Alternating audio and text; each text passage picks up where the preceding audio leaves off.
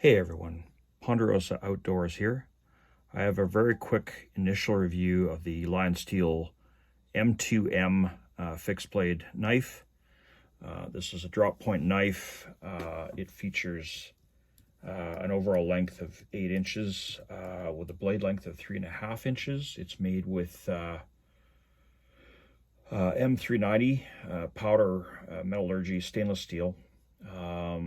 Very good edge retention on it, and good strength. The spine measures 4 millimeters thick, so a relatively thick spine. Probably capable in an emergency situation of carrying out some bushcrafting functions, perhaps some light batoning and so on.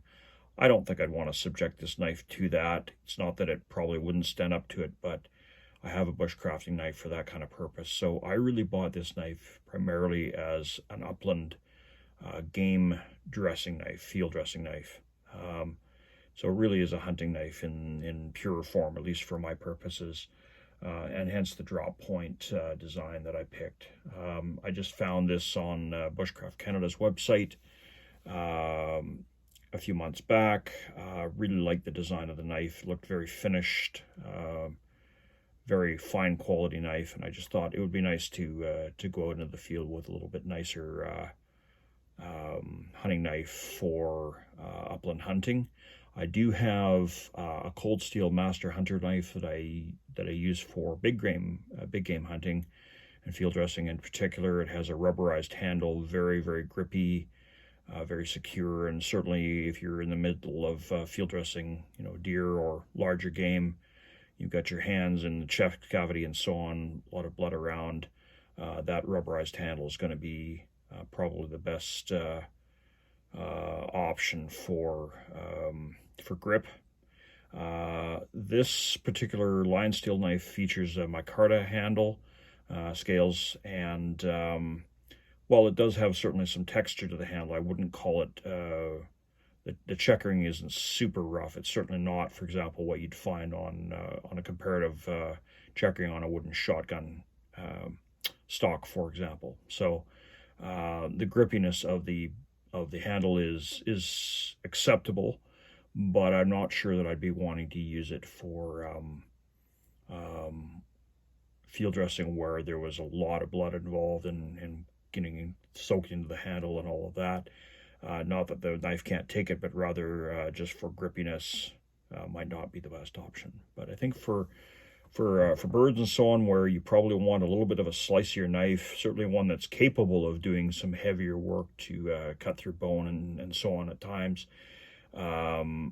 not necessarily demanding of a super heavy duty knife.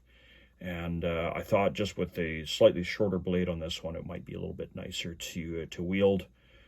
Certainly nice to carry at the belt, carries beautifully. The sheath on this is an Italian handmade leather. I've since treated the sheath with a proper leather sheath cream available on Amazon.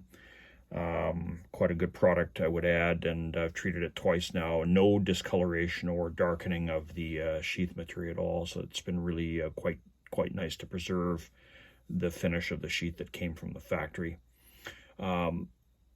Couple of nice features, particularly about the sheath. First of all, the retention is excellent with the strap across, and even without the strap across, it's still quite good. That knife is simply not going anywhere. It's not going to fall out on you. More interestingly, though, perhaps, is the design of the belt loops. So in this case, this loop here can pivot up to serve as a dangler, which is great, gives you that option to carry it at your belt in a more conventional manner. You can also carry it horizontally with the belt inserted through the two loops at the waist or around the back. Scout carry. It can, of course, be attached to MOLLE-type webbing and attachments on the rear of a pack, for example, or a pack lid. And of course it can also be put through the shoulder strap of pack with MOLLE attachments and be worn inverted in this position. So Certainly lots and lots of carry options with it. In terms of the knife itself, this has quite a deep belly to the blade. Again, a draw point knife, withdraws quite nicely. You can see here the extent of the belly of the blade. I'll just put a Swiss Army knife corkscrew up to it just for relative scale here, just so you sort of see the depth of the belly on the blade. Again, a beautiful drop point. Probably the sharpest knife I've ever received from the factory in terms of just the manufacturing sharpness is pretty incredible. Again, an M390 steel, stainless steel, reputed to hold an edge very, very well, and it should be quite serviceable rather, as a good hunting knife in the field. So looking forward to using it, hopefully this spring, if we're lucky enough to bag a turkey or two, and down the road, of course, for the grouse hunting that I'll love to do in the fall. Beyond that, not much to really complain about. I don't think again, the spine, as you see here, is relatively thick. You can see it against the scale of my finger here. 4mm thick spine. The spine is beautifully rounded off down the full tang. Here it does feature an extended portion of the tang at the butt of the knife that is ground with a sharp edge for purposes of using with a ferrocerium rod for striking sparks. So it certainly could be used in an emergency or for bushcrafting in that sense.